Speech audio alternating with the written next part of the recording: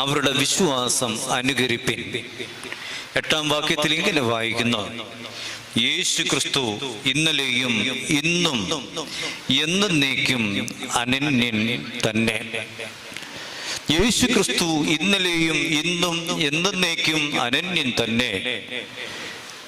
നിങ്ങളോട് ദൈവവചനം പ്രസംഗിച്ച് നിങ്ങളെ വഴി നടത്തിയവരെ ഓർത്തുകൊള്ളുവീൻ. അവരുടെ ജീവാവസാനം ഓർത്ത് അവരുടെ വിശ്വാസം അനുകരിപ്പിൻ. ഞാൻ ഓർമ്മിപ്പിച്ചു, 123ാമത്തെ ഓർമ്മ പെരുന്നാൾ പരിശുദ്ധ പരിമല തിരുമേനിയുടെ ആചരിക്കുമ്പോൾ 123 വർഷങ്ങൾക്ക് മുമ്പ് കേവലം 53 വയസ്സുവരെ മാത്രം ജീവിച്ച് ഒരു വിശുദ്ധനായി ജീവിച്ച് വിശുദ്ധിയുടെ പരിമളം ഇന്നും ലോകത്തിന് പ്രദാനം ചെയ്യുന്ന ആ പുണ്യപിതാവിനെ നമ്മൾ ഓർക്കുന്നത്, അല്ലെങ്കിൽ ആ പെരുന്നാൾ ആചരിക്കുന്നതിൻ്റെ